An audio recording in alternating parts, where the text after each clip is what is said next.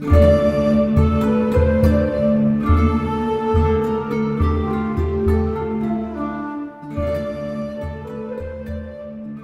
Partnership of the Thief and the Liar.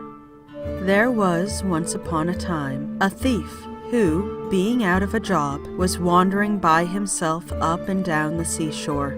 As he walked, he passed a man who was standing still, looking at the waves. "I wonder," said the thief, addressing the stranger, "if you have ever seen a stone swimming." "Most certainly I have," replied the other man, "and what is more, I saw the same stone jump out of the water and fly through the air." "This is capital," replied the thief. "You and I must go into partnership. We shall certainly make our fortunes. Let us start together for the palace of the king of the neighboring country. When we get there, I will go into his presence alone, and will tell him the most startling thing I can invent. Then you must follow and back up my lie." Having agreed to do this, they set out on their travels.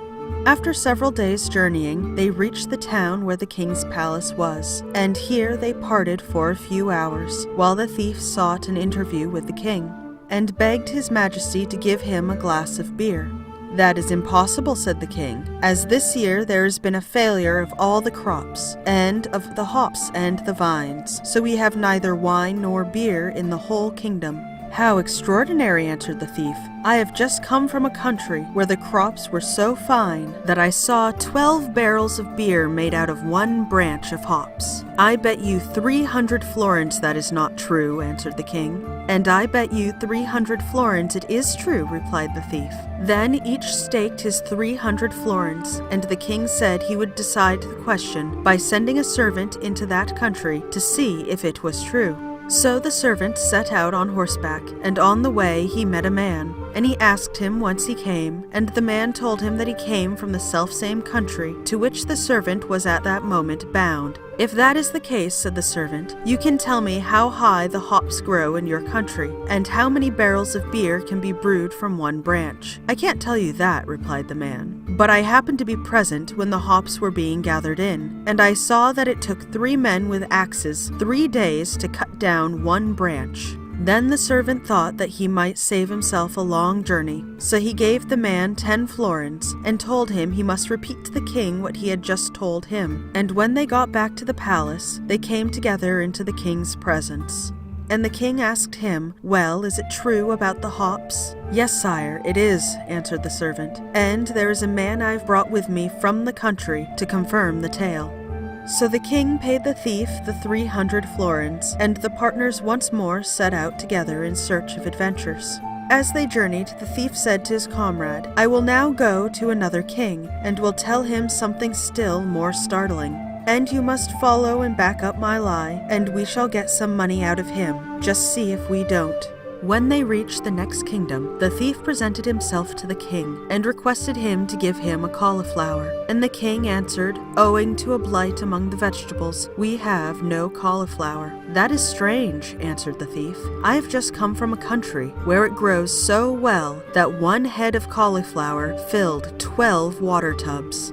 "I don't believe it," answered the king. "I bet you 600 florins it is true," replied the thief. "And I bet you 600 florins it is not true," answered the king. And he sent for a servant, and ordered him to start at once for the country whence the thief had come, to find out if his story of the cauliflower was true. On his journey, the servant met with a man. Stopping his horse, he asked him where he came from, and the man replied that he came from the country to which the other was traveling. "If that is the case," said the servant, "you can tell me to what size the cauliflower grows in your country. Is it so large that one head fills 12 water tubs?" "I have not seen that," answered the man, "but I saw 12 wagons drawn by 12 horses carrying one head of cauliflower to the market." And the servant answered, "Here are 10 florins for you, my man, for you have saved me a long journey. Come with me now and tell the king what you have just told me." "All right," said the man, and they went together to the palace. And when the king asked the servant if he had found out the truth about the cauliflower, the servant replied, "Sire, all that you have heard was perfectly true. Here is a man from the country who will tell you so." So the king had to pay the thief the 600 florins, and the two partners set out once more on their travels with their 900 florins. When they reached the country of the neighboring king, the thief entered the royal presence and began conversation by asking if His Majesty knew that in an adjacent kingdom there was a town with a church steeple on which a bird had alighted,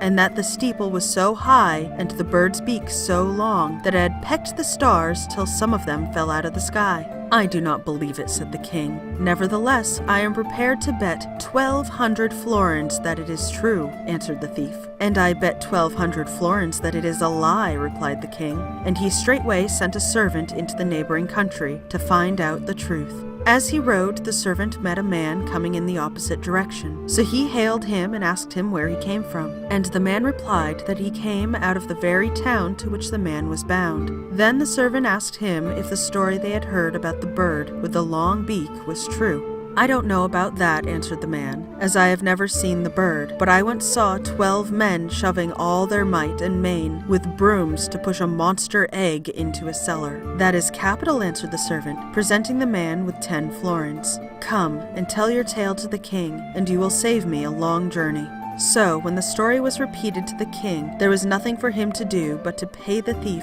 the 1,200 florins. When the two partners set out again with their ill-gotten gains, which they proceeded to divide up into 2 equal shares, when the thief kept back 3 of the florins that belonged to the liar's half of the booty, shortly afterwards they each married and settled down in homes of their own with their wives. One day the liar discovered that he had been done out of 3 florins by his partner, so he went to his house and demanded them from him.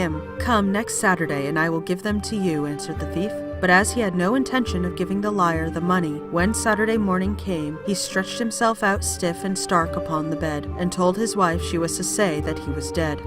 So the wife rubbed her eyes with an onion, and when the liar appeared at the door, she met him in tears, and told him that as her husband was dead, he could not be paid the 300 florins. But the liar, who knew his partner's tricks, instantly suspected the truth, and said, As he has not paid me, I will pay him out with 3 good lashes of my riding whip. As these words, the thief sprang to his feet, and, appearing at the door, promised his partner that if he would return the following Saturday, he would pay him.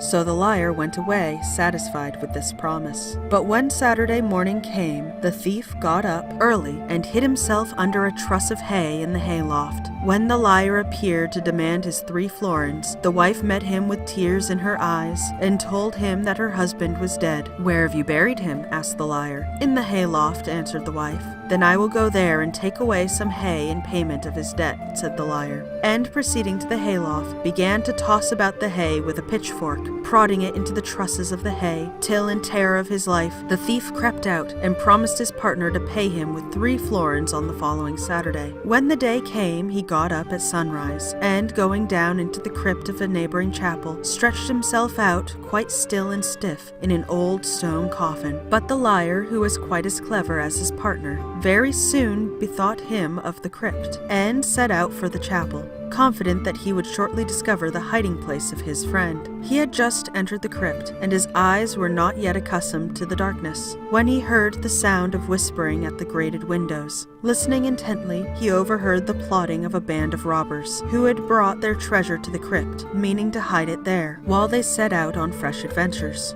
All the time they were speaking, they were removing the bars from the window, and in another minute they would all have entered the crypt and discovered the liar. Quick as thought, he wound his mantle around him and placed himself, standing stiff and erect, in a niche in the wall, so that in the dim light he looked just like an old stone statue. As soon as the robbers entered the crypt, they set about the work of dividing their treasure. Now there were 12 robbers, but by mistake the chief of the band divided the gold into 13 heaps. When he saw his mistake, he said that they had not the time to count it out all over again, but that the 13th heap should belong to whoever among them could strike off the head of the old stone statue in the niche with one stroke. With these words he took up an axe and approached the niche where the liar was standing. But just as he had waved the axe over his head ready to strike, a voice was heard from the stone coffin saying in sepulchral tones, "Clear out of this, or the dead will arise from their coffins, and the statues will descend from the walls, and you will be driven out more dead than alive." and with a bound, the thief jumped out of his coffin,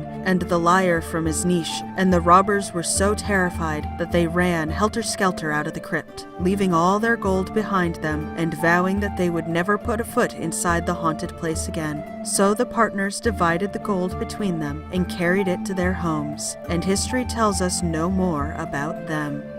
So that was The Partnership of the Thief and the Liar, the 6th story in the Grey Fairy Book. I'll be working my way through this book story by story, and if there are any other public domain books that you would like for me to read, please leave a comment below. Did you enjoy this video? Then subscribe for more, and be sure to check me out on Facebook and Patreon. Thank you for listening, and have a lovely evening.